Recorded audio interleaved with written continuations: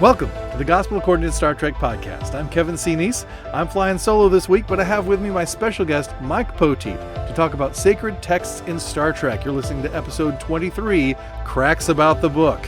Stay with us. All right. Well, here we are. I am without my other half, my left arm, my right arm, my part of my leg. Tim Van Orden is not able to be with us this week, but Mike Poteet, welcome. Thank you. Thank you for inviting me. It's a pleasure to be here. It's a pleasure to have you. For those of you who are wondering who Mike Poteet is, Mike is an ordained minister of Word and Sacrament in the Presbyterian Church, USA.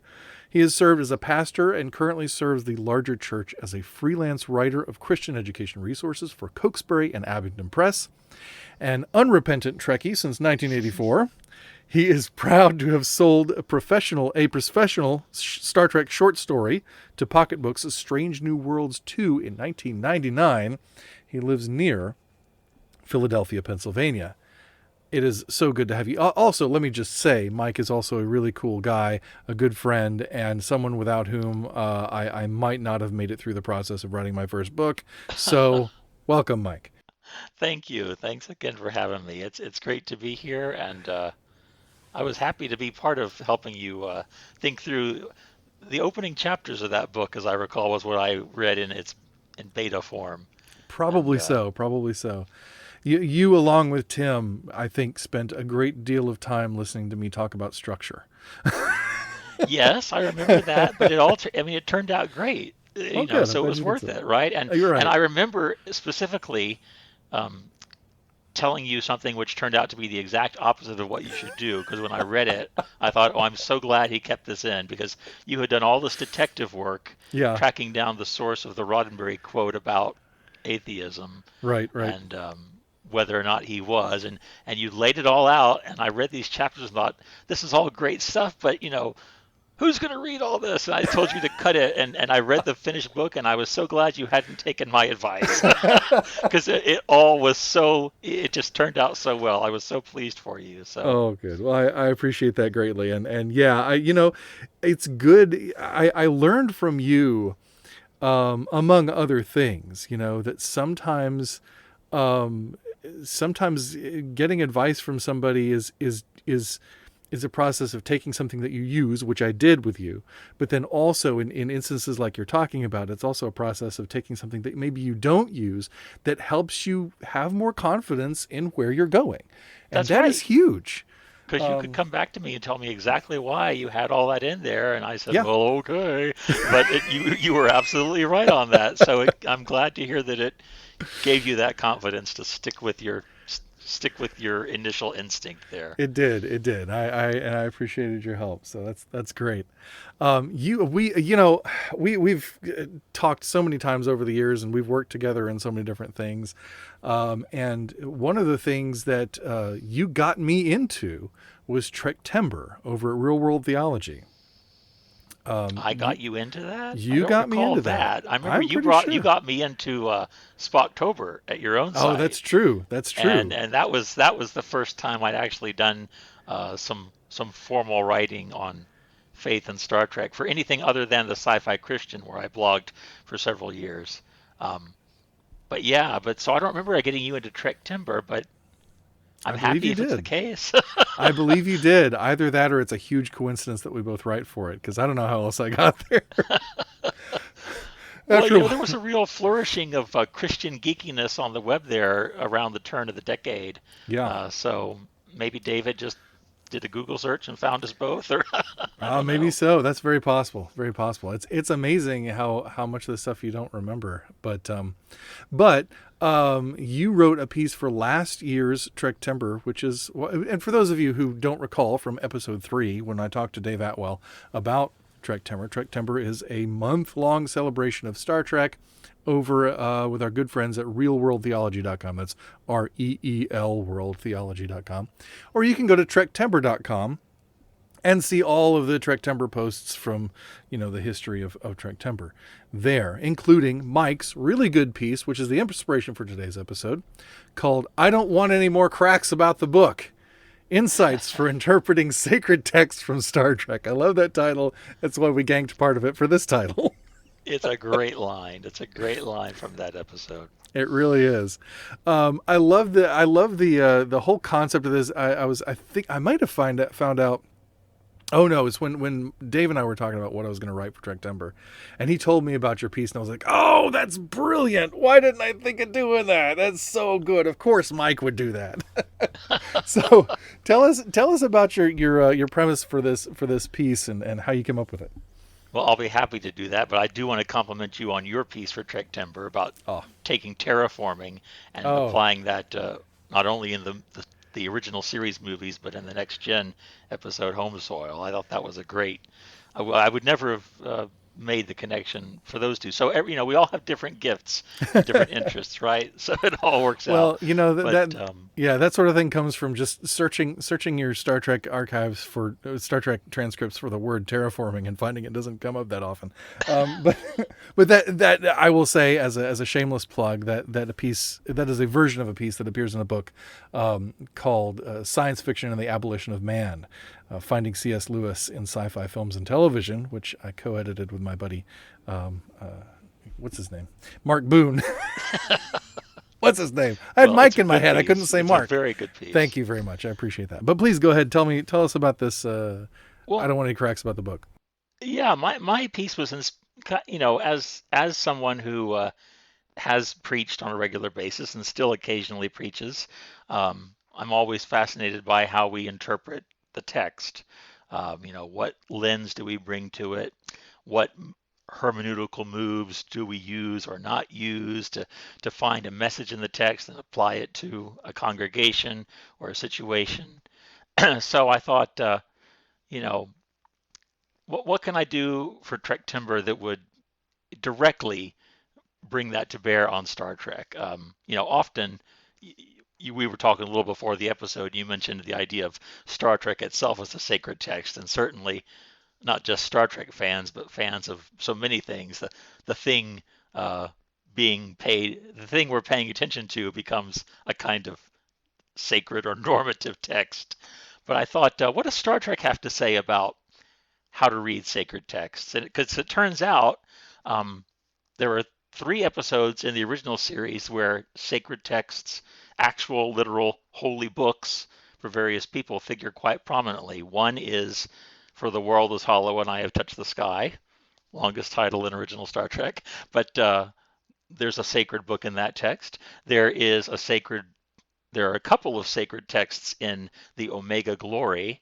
There's actually an actual parallel world's Bible, and then there's that world's amazing emergence of the U.S. Constitution, which is a sacred text for people in that episode. And the third episode is Piece of the Action, where this line we're using comes from, talking about Chicago mobs of the 20s. A book supposed to have been published in 1992, I think. I'm surprised no publisher tried to get the Trekkie market by actually publishing a book by that title in 92. But Chicago Mobs of the 20s, which is a history apparently of the, not surprisingly, Chicago mobs of the 1920s. So I wanted to see if there were any common themes in how the societies in these episodes treat their sacred books, and if there might be any implications for Christians as we read and interpret the Bible. And see, and I just again, I clued in on that instantly. I was like, what a great idea. I love it. Thank you. What I'd like to do is just kind of walk through it a little bit so we can give people a feel of what this article is about and we'll have a conversation larger than the article. But the first section, the book of the people, talks about For the World is Hollow and I Have Touched the Sky. By the way, you mentioned that's the longest title in Star Trek, in original Star Trek. It was the longest title in all of Star Trek until The Butcher's Knife Cares Not for the Lamb's Cry in season 1 of Discovery, Yeah, which is another. I got to write on that one for Trektember, and that's one of my favorite Discovery episodes. that's a really powerful title. Yeah, I remembered hearing that record had been broken by Discovery It's for longest it episode was title. broken or But matched, and it's only by like one space. I mean, they're super close. But yeah, but please, yeah, but Hey, go these ahead. these are the things that these are the things that matter. These are the things that matter. But what's I went back to rewatch all of these episodes. I chose them kind of based on my memory of them, and I am probably most familiar with the original series of all of Star Trek, with the Next Generation a close second. Um, so I was, but so often, as even with the Bible, you think you remember how a thing goes, and you go back to read it or watch it again, and you say, "Oh, I didn't quite remember some of the nuances." So I remembered there was this holy book, the Book of the People, in For the World Is Hollow, but it is so far removed from the life of the people on that asteroid. It's not, you know, Natira, the high priestess, doesn't read from it to assemblies of the people, Mhm. and we're not even sure if she's read it herself. In fact, I think she tells Dr. McCoy she has not read it, but she goes around saying it is written this, it is written that, like it's written the high priestess may choose her own mate, and Mhm. it's written we'll get to Yonada and it'll be sunshine and lollipops. I'm paraphrasing the script there, I'm but shocked. whatever knowledge she has of the book of the people is mediated to her by the Oracle, which is the archetypal Star Trek godlike computer controlling everything Mhm. that Kirk has to, in one way, shape, or form, take down by episode's end. Yeah, But right. so the people don't read the book. They don't even see the book. Only Natira can see the book, but she hasn't read the book. Mhm. So the only thing we know for sure by the end of the episode that's in the book is how to get into Yonada's control room to reverse the direction and turn off the engines and keep it from crashing into this planet. Right. So this book is sacred, but it's so it's not sacred based on its content necessarily, Mhm. except as that content is mediated through the oracle and through the priestess. It doesn't seem to play a role in the day-to-day lives of the people on Yanada. So I thought that was pretty interesting that this book they're supposed that they all revere so much. Nobody really knows what's in it except the oracle, except the Right. computer. So that's interesting. I think you made a connection in the piece between that way of viewing the Book of the People and the way maybe the scriptures were viewed or used in, say, the Roman Catholic Church prior to the Reformation. Yes, I did make the comment that suppose that we get the conclusion that a holy book can only help the people if it's read, and that might seem a pretty self-evident conclusion. But I did make the aside that a conclusion like that was what sparked the Protestant Reformation and its antecedent movements. There Mm-hmm. were, attempts before Martin Luther to get people to actually read the Bible and to put it in the language of the people, and so as I was writing the piece, frankly, I was worried that I would be seen as taking a sideways swipe at the Roman Catholic Church. I mean, I'm not Roman Catholic myself, but I have a lot of respect for that tradition. And within Protestantism, there are people who revere the Bible um, in ways that might be just as problematic as the way it was revered in the medieval Roman Catholic Church. Some Yeah. people have such a high doctrine of Scripture, in my opinion, in Mm-hmm. my beliefs, that it becomes more than what it's meant to be. It becomes, uh, something I say in the piece is that all Christians believe God's word became flesh, became a person in Jesus. I had a professor of comparative religion in college who said the difference between Christianity and Islam: in Christianity, the word becomes flesh. In Islam, the word becomes book. He wasn't making a value judgment. He was simply stating that's the doctrinal difference. Mm-hmm. But there are some Christians, I believe, for if for whom when they say the Bible is the word of God, they mean it closer to what Muslims believe about the Quran than what Christians, as I understand things, believe about the Bible. Um, Right. so I don't want to. I didn't want the piece to suggest that I was taking a swipe at you know the Yeah. Catholic Church. I mean, there is a long history there of only the priests reading, and it's only within the only in the 20th century with Vatican II was there a real push, again as I understand it, being an outsider, to get Scripture into the hands of the laity and get the Hmm. people reading the Bible. Um, but it's not just that kind of reverence for Scripture has not just been a Catholic problem through the years. Yeah, it's interesting that you mentioned that because I had the same thought that how odd that the Protestant Reformation in no small part was about getting the Bible into the hands of people, and that's a good thing. But then I think the Protestant tradition, or certain parts of the Protestant tradition, or certain people in the Protestant tradition, kind of have come around to the same system backwards. Where it's Hmm. not authoritative that nobody can read the Bible, or nobody's allowed to, or it's not in a language they understand, and only the priests can interpret it for people, but that people sort of want to kind of sit back and receive. Yeah. And like you said, I've heard people talk about a lot more in recent years idolatry of the Bible. Hmm. That literally the way a lot of American Protestant Christianity talks about the Bible really does make of the Bible, in a certain sense, an idol. And in so doing, I think, does a disservice to the Bible. Well, I'm making it an idol, first of all, but then also sort of leaving it to the professionals to interpret it for us, Yeah. and not either taking it into our own hands and being really loose and crazy about the way we interpret it, just however it pops into our minds. How many Bible air quotes studies have you been to where people just open the Bible Right. and say, Right. well, Right. this means this, or the Spirit is telling you Hmm. this, or whatever, and who knows. And then on the other side of it, just kind of going along with whatever a pastor or a preacher says because they're the pastor or the preacher, and that causes its own problems.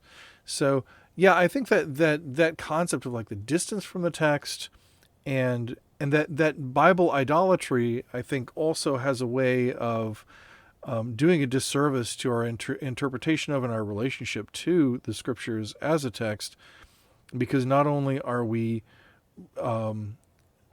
privileging privileging it so much that we don't think very much about how we're interpreting what we read, Hmm. but that also we privilege our version of it so much. You don't even think about the fact that, just between the Orthodox and the Catholic and the Protestants, you've got three different Bibles basically.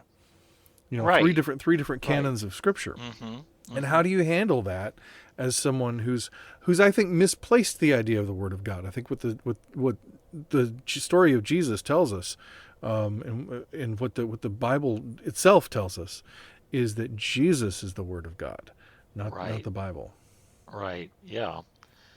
And it certainly, where I see, not if I'm going to go around picking out the specks in others' eyes, I should look at the plank in my own. Where I Right. see the way the Ynadins treat the book of the people in Hmm. my own experience and my own temptation is just to have it be this pretty looking thing on the shelf.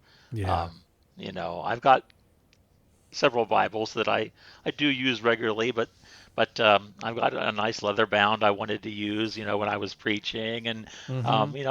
so it's interesting that two of these three books in these episodes they look like basically gilded up family Bibles. They're Yeah. big, thick, um, display pieces, and Hmm. in the case of For the World is Hollow, not much more. And I think in my own life, in my own faith, that has been more the temptation to idolize it in that way as well. I can feel good about being a Christian because I've got a nice Bible on my shelf. Right. But it has, so it's the same, problem just from a different angle. You have to read it for it to do you any good. Yeah. Yeah.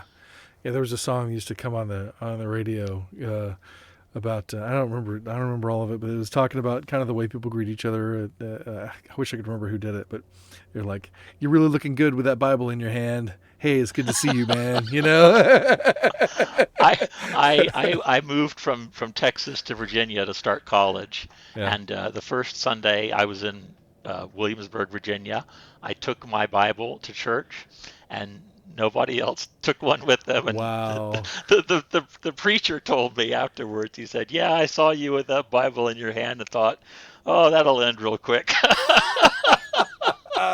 Because I've never been a Bible thumper, but I did take my own Bible to church Yeah, on yeah, Sunday. That's just something you did going to church in Texas, where, right. where I did. So Which now we actually don't do that much anymore because everybody puts everything on the screens now, so it's totally different. But yeah, yeah. yeah. So Uh, all right. So the other episode that you did that you talked about here, a little bit of a problematic episode a called the little bit of a Omega. A problematic little bit, episode. a lot of a problematic. You know, I'm not. I have to admit, you know, I'm not a huge original series scholar. Uh-huh. Right, I know the original series pretty well, but my book was the original crew, so I mean, it was all the stuff of Kirk and Company, and Right. so when you go to the original series, there are episodes that maybe I haven't seen that much or don't remember all that well. Omega Glory was one of them, and I can see why I didn't revisit this one. It is Um, not. It is not a good it's episode. I'll not a just good lay that out. episode. It's just bad Star Trek. But And you please know tell us about it. the confounding thing about it is that Yeah. Gene Roddenberry, it was one of the three stories he considered for to be the second pilot episode. It was Oh, going to be really? this, or Where No Man Has Gone Before, which thankfully it was, or it was going to be Mud's Women. Oh, wow. If we weren't going to get Where No Man Has Gone, I'm not Yeah. sure which of the two remaining I would have gone with. Those other, because I tell you, Mud's Women is not very good either. I No, it's not. honestly, It's not. So we can count ourselves fortunate that somewhere along the way, Sam Peoples' script for Where No Man Prevailed is the second yeah, pilot. But yeah, Omega Glory is a budget-saving episode, I imagine, because yeah. they find this planet imaginatively named Omega 4, Oh, where a civilization exactly parallel to Earth's has evolved, down to there is a United States of America. There are Asian communist nations. I mean, it very much reflects the time in which the episode was made, yeah. and you don't discover there was a United States until near the end of the episode. But Hmm. But even still, anyway, that there's also undermines the whole project of telling these Earth analog or these alien stories. You know, to take us out of our Earth context. It totally yeah, because undermines it. That's it really just there's no amount of suspension of disbelief you can do to I yeah, mean to make this work, but yeah. you got to go with it if you want to watch the episode, which you may not want to, and that's a You legitimate might not want choice. to. But it is interesting in terms of sacred texts Yeah, because they do have a Bible now. Its contents seem to be reordered from any Bible I know because they opened it up near the front and you're in the book of Haggai already, hmm which is illustrated with a full page plate of a demon who happens to look like Spock. which I there's an don't recall illustration any. of on your article, which is really nice to see. It's oh, anyway. So there is, but more holy than the Bible for the Yang civilization Hmm. um, is Id Plebnista, which turns out to be a corrupted recitation of the preamble to the United States Constitution. Hmm. And near the end, when Kirk unveils their sacred document, and I mean, if you want to see a scene that well, I always contend William Shatner is more subtle than most people give him credit for as Captain Yes, Kirk, but not yes. in this episode, and not in that scene. I mean, he here's this Canadian actor reading the preamble just with such passion and fervor, and in a way, in its own kind of dorky way, it's wonderful. Right. But anyway, so it's literally it looks like a kind of replica Constitution you could buy at the souvenir shop in Independence Hall, Right. near me. Right. But so it is the United States Constitution word for word, at least the preamble. One thing I really wanted to do in this article was, try to be very strict about what can we say with certainty about these texts based on the episodes. So Right. Right. whether or not all the articles of the Constitution follow the same, and whether it has all the same amendments, who Hmm. knows? But Sure. it's got the preamble, and over time, the Yangs have been reciting the words, but without any uh, attention to what they mean in practice. So they've Hmm. become this kind of gibberish. We the people has become Id Plebnista, and I pledge allegiance to the flag. There is a stars and stripes in this civilization as well. That's become Id id plegum negum phlegum. It's just Right, gobbledygook. right. And so what I took away from this was, Kirk has to show them that for these words to have any meaning, they have to be lived out. These words about freedom and justice, which are worship words, the Yangs say. Hmm. Um, but Kirk says they can only be that if you're living them out, and if they apply not only to you but to your enemy. Not just for the Yangs were these words written, but for the Combs as well. Right, Combs being the analog for communists. So right, there's a little bit of, well, there's a lot of the idea that America's way should be the only way for all peoples, which is hmm, problematic. But right, setting that aside, I think the episode has something good to say about America's way. That yes, these ideals are important. These ideals of freedom and justice, and they are meant for all people. They're not just, at our best, they're not just something we Americans are claiming about ourselves. They are something, and the Declaration isn't in this episode, the Declaration of Independence, but that same trajectory of, you know, all people are created equal. The Creator has given inalienable rights to everyone, so that what America does is an expression of faith in that universal truth. right. Um, Yeah, and I think that's so important now. Not with the Constitution, with the scriptures, with all of the things that we talk about regarding equality, regarding justice, regarding love and peace and liberty, and all these good things that we say we believe in, right? right, That they do apply to everyone, yes, even them. right, exactly. Um,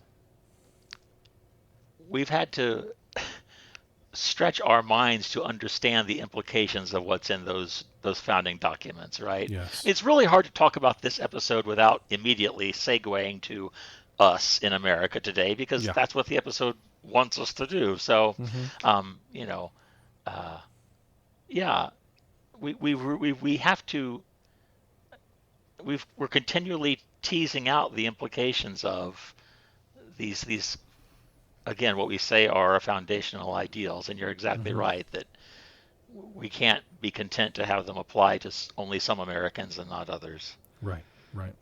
And and that's true. And I think again, as we're talking about the sacred text and that there's a biblical component in this. You talk a lot in the article, and I think it's great. You talk about the racism in the episode, and you Mm, talk about the conflation of whiteness and Americanness and Christianity, and all oh those things, yeah, which are huge problems that we're still dealing with today, absolutely. and for which Christian culture has been very culpable in propagating. Yeah, The illustration of Spock as the demon refers back to a thing in Star Trek history where NBC was nervous about how Spock looked yeah, because originally he was actually even going to be red, but it yeah, looked right. terrible on black and white televisions. But the idea that he had pointy ears they thought would offend Christian viewers who would Right. associate him with the devil. And so, in the early promotional art for Star Trek, the promotional material for Star Trek, before the series came out, they've airbrushed his ears to round them To round them out. to Yeah. preemptively Yeah. not upset the Christians. Otherwise we won't have Which any. Yeah, which I guess is they were figuring on they won't be offended, so they'll tune in, and then by that point they'll love the show so much they won't mind that his right. ears are. I Right, mean, like like, did they they're gonna. think this was gonna?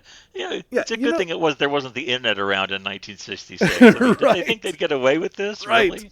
They're going But to see it when they turn the show on, right? Yeah. yeah, But that idea though, I mean, again, like the iconography and what have you, just that they play with that a lot in the original series, and I don't think it plays as well today or as funny or whatever as it does today, because just in the as of this year 55 years since the original series uh-huh. started, those ideas of what the devil looks like or what God looks like or whatever these are, and that these are common Christian things that Christians have in their head, have really faded. And I think that Mm, really tells us something about how transient certain things we put stock in really are, Yeah. compared with the things on which they're based and the things that they're meant to communicate.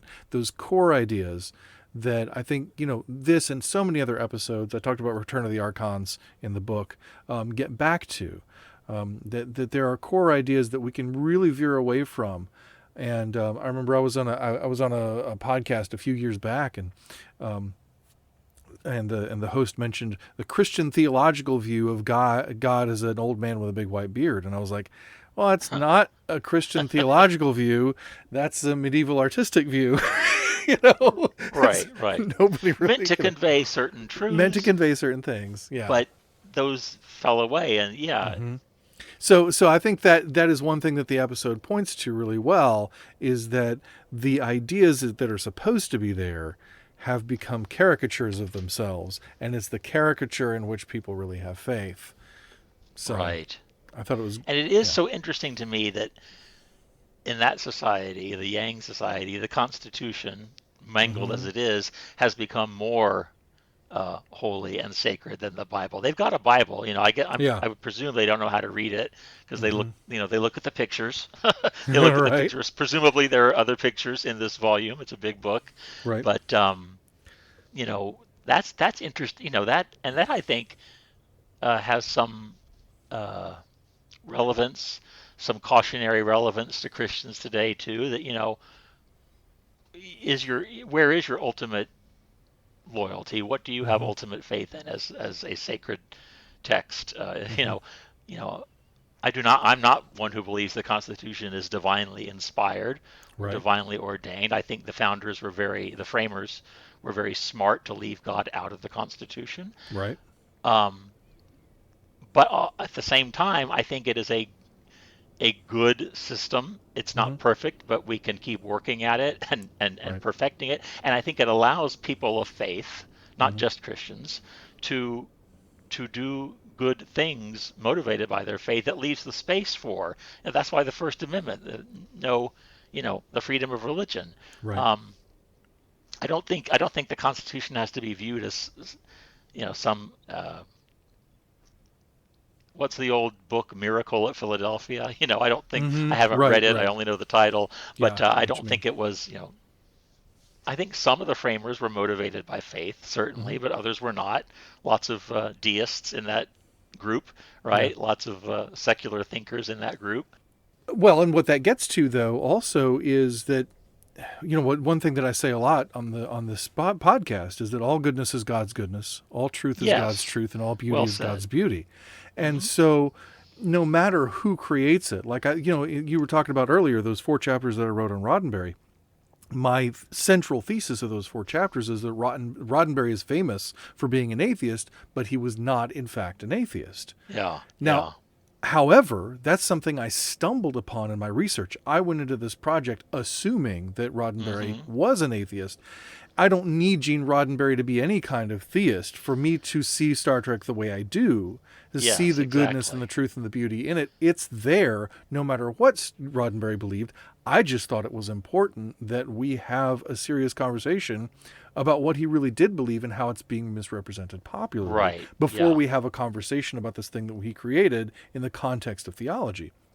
So it's the same kind of thing here, where I think there is goodness and there is truth and there is beauty in the Constitution. But I think, like so many things that have been around for a long time, right now we're starting to see the cracks and the Right. limitations. And that's why that worldview of creation, fall, and redemption is so important, that the world is good, but the Hmm. world is fallen, but the world can be and will be redeemed. And so, even as we look at each other as the Imago Dei, the image of God, we recognize that that image is fractured and broken because of where we are right now and what condition we're all in. And so we're Yeah. constantly in the process of mining that goodness and that truth and that beauty out of maybe some of the brokenness in which it might be ensconced.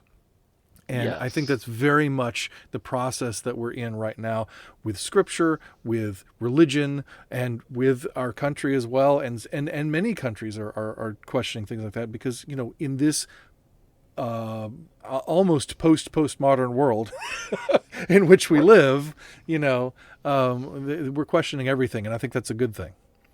So, It is a good thing, but at the same time, and this gets to a little bit of what you were saying, I think. Hmm. We seem to be questioning as a country whether or not we even want to stay committed to the experiment we Right. embarked on 200 plus years ago. Yep. Is this society worth? Are we going to commit ourselves to developing a more perfect union or Hmm. not? And so, where I view that as a Christian is, you know, Scripture tells us, "Put not your trust in princes," and I Right. agree. No human authority is going to ultimately save us, but there are there are good ways to live a society and bad ways to live a society. Right. I Right. think the American experiment is one of the better ways, Hmm. you know, Agreed. and I certainly would prefer it to many other ways that are out there. Hmm. So, do I have to think it's directly of God? No, but do I think God can use it in Right. redemptive ways? Yes. And do I think Christians have a responsibility to act redemptively within it? Yes. I think I say this in the article that we're in a position our first century forebears in faith could never have dreamed of, where Hmm. you could speak openly about your faith and practice your faith openly, and you know Yeah. you're not hiding in the catacombs, you're not being thrown to the lions, regardless of what some American Christians would have you believe. We are Hmm. not persecuted in this country. That is an incredible gift, but also an opportunity for responsibility. How Hmm. do we raise our voice in the public square uh, for God's purposes? Yeah. And how do we do things for God that the apostles would never have imagined? Hmm. That when John the Seer wrote Revelation, the state was the beast. You just Right. there'd be no. So that's why it befuddles me, and I get so flummoxed sometimes hearing some Christians defend so passionately flags in the sanctuary, or Hmm. our biggest holiday around here is July 4th, or like patriotism is not necessarily bad, but it's not always necessarily good either. It can devolve into jingoism, and it can Hmm. devolve into nationalism, and I think early Christians died for their faith rather than profess loyalty to Caesar at any Right. level. You Right. know, Offering incense to Caesar was the equivalent of pledging allegiance to the flag. Most Roman citizens didn't think twice about it, but Christians only Jesus gets to be called Lord. So, Right. um, so where we're in this period of questioning, my prayer and hope is that we will, as a society, decide, you know, believers and non-believers, Christians and other believers in other faiths alike, that yes, this is a good experiment, and we really need to keep it going, because it's it's one of the better ways of being a society that's out there. Agreed. Agreed.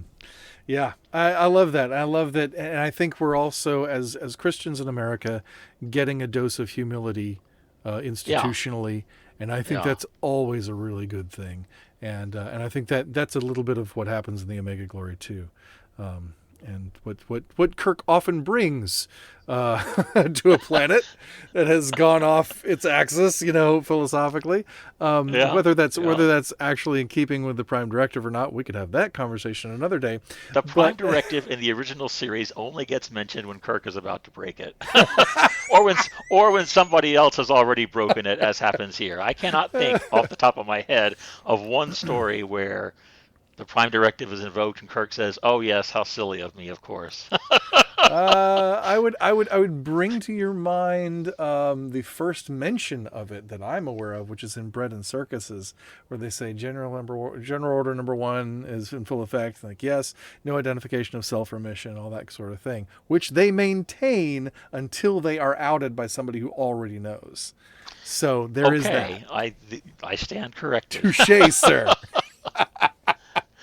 I thought the earliest mention was the apple, and It might be. It might be. and that's I, the, I remember that conversation. Kirk says, "Spock, that applies to people who are developing normally. This isn't normal. These people are oh, stagnating." that's So, Return of the it's Archons. introduced and dismissed within a minute. I think that's Return of the Archons, where Kirk Okay, says, well, "Do you see yeah, yeah, you could be any right growth about that. here?" Yeah, yeah. So anyway, that refers to a flourishing society or whatever. Anyway, yeah. Okay, so nerd duel aside, the third section is about a fun episode, the piece of the action. So lead us into that It discussion, is a please. fun episode. I It mean, is. It's dorky, but it's again, it's fun. another parallel that strains belief, Credibility. but Yeah, at least in this absolutely. case, it's the direct result of um, cultural Hum- contamination, hmm inadvertent. They do take pains to point out the Prime Directive wasn't in place when the Starship Horizon visited Sigma Iosha. Yeah. But apparently it left behind this book, Chicago Mobs of the 20s, and the Iosians thought this was such a great book, they patterned their whole society after it, so that by the time the Enterprise shows up a century or so later, it's the Chicago 1920s all over the planet, and bosses fighting over their various territories and hmm hits on mobsters with Tommy guns and everything. I mean, it's the whole, it's every stereotype of the Chicago mobs you've ever seen in the movies Right. put together in one, as you say, really, really fun episode. With one But ridiculous hat on Jim Kirk, I gotta say. I don't know. He and Spock look pretty good in those They look hats. pretty good, but they, the they cut pretty furriness dashing gets to figures me. in those suits. The But furriness of Kirk's hat is just one well, it step is a over the little top. That's fuzzy. a little It is bit a little pimp. fuzzy. Yeah, I'd probably have to give the edge to Nimoy, but Yeah, yeah, he does look sharper. But Nimoy always looks sharper. What can you say? yeah, I tell you, that man was so dignified in every Oh even gosh. when Spock's being in goofy situations. I'd advise you just to keep dialing it. There's still gravitas there, you know. Yes, absolutely. But so you've got this book about the mobsters. Its turn on the lectern as the pulpit Bible or the family hmm Bible, and the Iosians, at least the bosses, have read it. hmm We don't hear much about what its contents are, but they can quote it or paraphrase it, perhaps. And this book has really, I mean, the society on this planet is conformed to the letter of this book and the spirit, I suppose, because the Right. Chicago True. Mob's spirit was, you somebody hits you, you hit them back, you Is lean th- on them. is this the one place in Star Trek where we see some people who are dedicated to an ideology and they not only follow it to the letter but also get the spirit of it? I mean, Huh. maybe Yeah, not the one place, but it's a rarity, that we see that. you're Now that you right. mention You're it. right. Yeah. And interestingly to me, you know, Kirk with his penchant for out talking computers and revealing truths that blow people's minds and he is an iconoclast. I mean, one thing I Yes. love about Star Trek and theology, the connection there is it teaches us to overthrow false gods. Yes. you And that know, is no, that is one thing that is in the book that you definitely led me into. So I want to thank oh you for well, that. You brought that up and I was like, "Yes, that's great. That's an actual sacred like a Christian tradition, and you introduced me to that as an important idea." So I was like, "Yes, great. Thank you." it's So, interesting. If you, I don't remember where it wasn't original to me, but somebody told me once. If you look at the name James Kirk, James is mhm. the anglicized version of Jacob, which Mhm. means the supplanter. Kirk is the Scottish word for church. So if you Mhm. wanted to, you could say that series hero is the supplanter of the Ah, church. see, I took it the other way because I just went with Kirk as the Oh, uh-huh. church, and of course Spock is my Christ figure. So Yeah. the relationship between Kirk and Spock in Star Trek 2, 3, and 4 can be allegorized to the relationship between Christ and the church. Oh, I like So that. yeah, I yeah. like that. So they get the letter and the spirit of Chicago Mobs of the 20s right. Although, as I talk about in the article, Kirk's solution to the problem of this chaotically governed planet where the bosses know it's no good for them or for anybody, hmm um, the solution is to form a syndicate. And it's treated as this new idea that Kirk has that it hmm makes a lot of sense. We hadn't thought about it, but we could do it that way. Um, and yet there were crime syndicates in 1920 Chicago. So you got to Right. wonder, is it not in the book, or did they just overlook that part of the book, or did hmm did they forgot about that part of the book? I don't know. Well, Of course, there's lots of parallels there for Christians of all stripes. We all have our right. canons within the canon, Right. right? We all have the chapters and the verses and the books that we return to again and again, and the ones we ignore, hmm um, you know, so that they functionally are not part of our canon. Um, but it is interesting to wonder why they hadn't tried this before. They needed what I say in the article is they needed the outside perspective Kirk brings to. Yeah. And it's interesting in the James Blish novelization of this episode. Mm-hmm. We learn at the end that while Kirk was cooling his heels in the slammer, they gave him a copy of the book to read, Chicago Mobs of the 20s. And so there's none of this business about the translator and the Iosians wanting a piece of our action and the funny freeze frame with the insert laugh track here, all but screaming for it at the end. In the Blish novelization, it ends with Spock saying, "I was impressed, Captain, at how conversant you were with the idiom of the planet." And Kirk reveals he read a copy of the book while he was in jail. So, so that bolsters the idea that what they needed was somebody to come read their text with fresh eyes to show them something that was in it they'd overlooked, or maybe a potential within it that they'd overlooked that wouldn't have occurred to them on their own.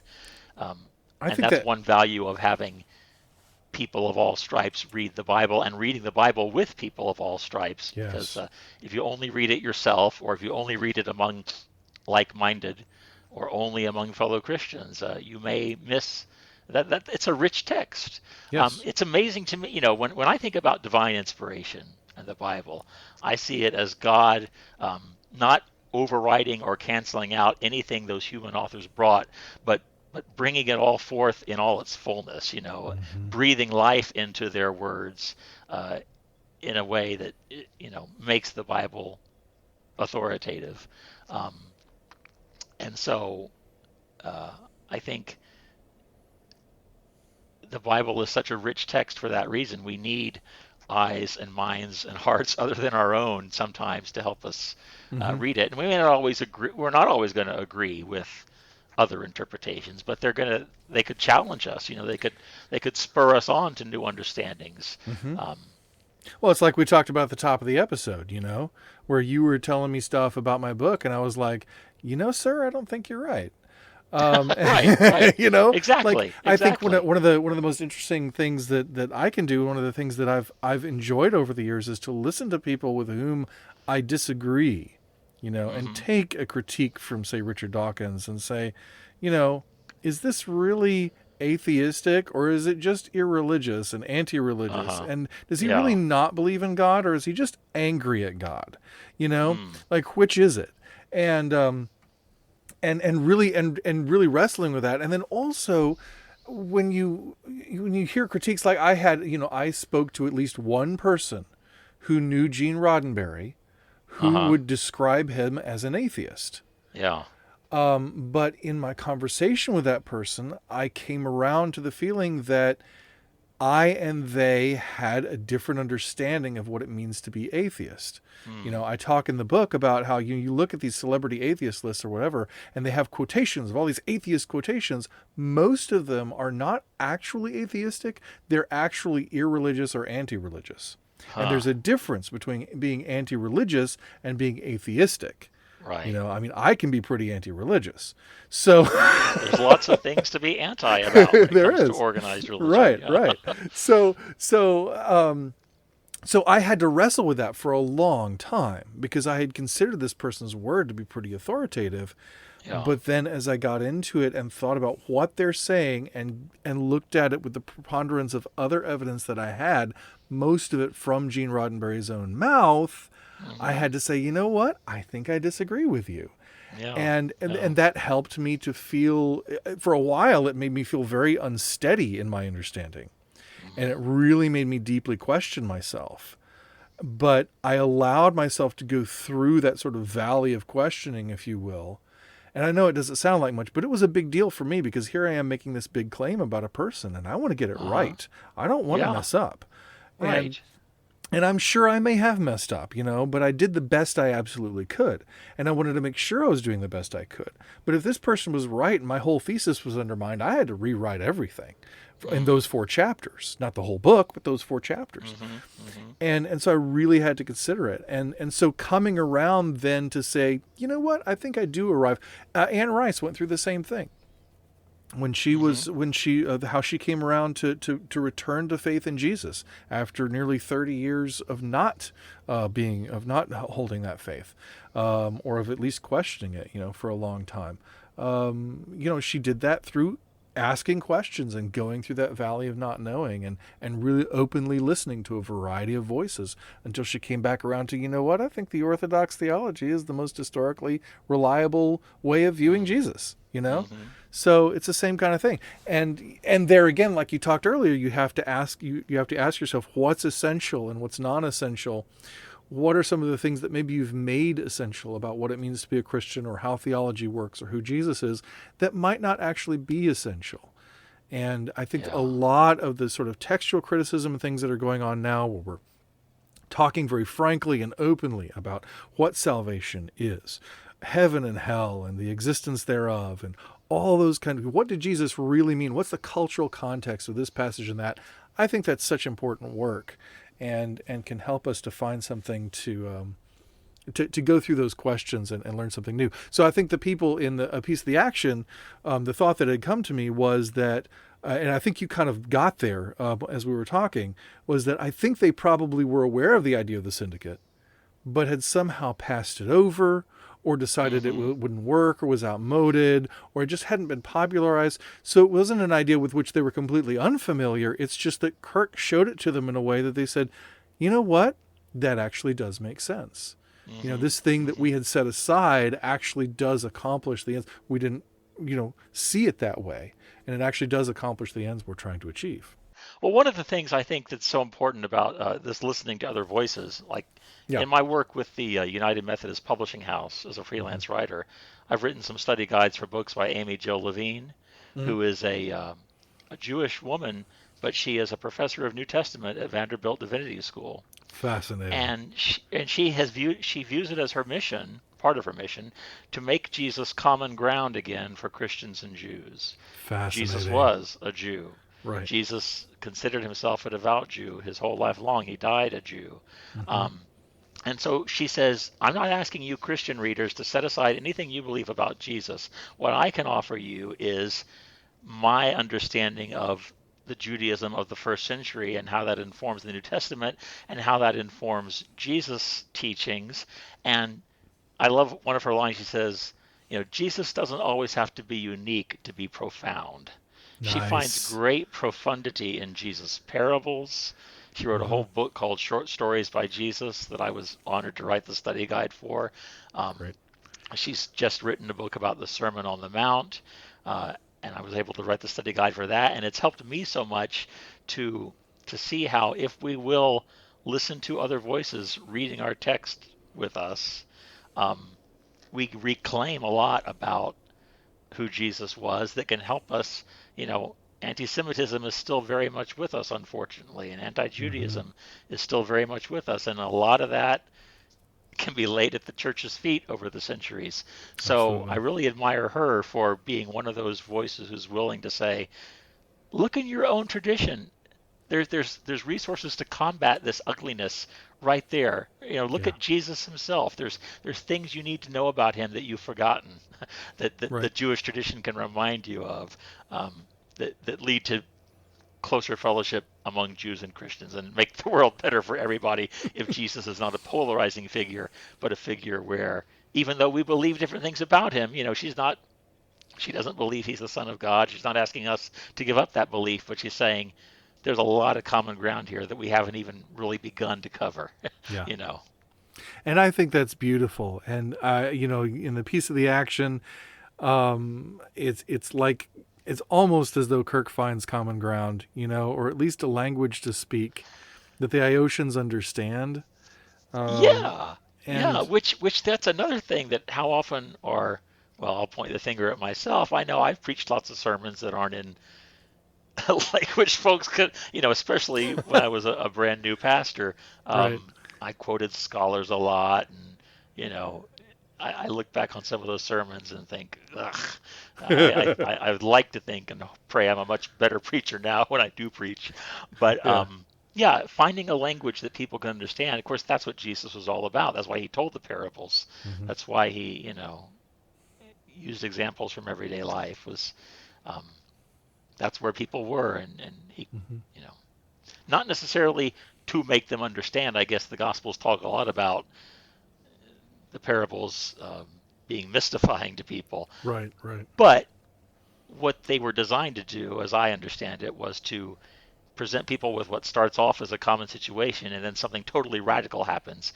And the more you think about that and question that, the more that leads to understanding something of what the kingdom is like. So Right. you got to start from that common language before you can go somewhere else. Right. Absolutely. Absolutely. Yeah, I agree, and I think that's part of what we're doing around here. Star Trek can be the common language sometimes. Talking about Star Trek in a way that helps us think about what we're doing with our lives as human beings and our relationship to God or lack thereof, and hopefully will help us be better Christians and better humans, as though those were two different things, which of course they are not, but they should not be. Right. Well, sir, this has been fascinating and fun and enlightening. We had a lot of other places we were potentially going to go with this episode, so and we didn't get there. So I guess I'm just going to have to bring you back now. So, I'd love to be back sometime. That would be awesome. I appreciate you coming on, and tell people where they can find you online and learn more about your work and what you're doing in the world. Well, I'm on Twitter twice. One is at writer M Poteet, which is my more or less professional Twitter feed, and the other is at Bibliomike.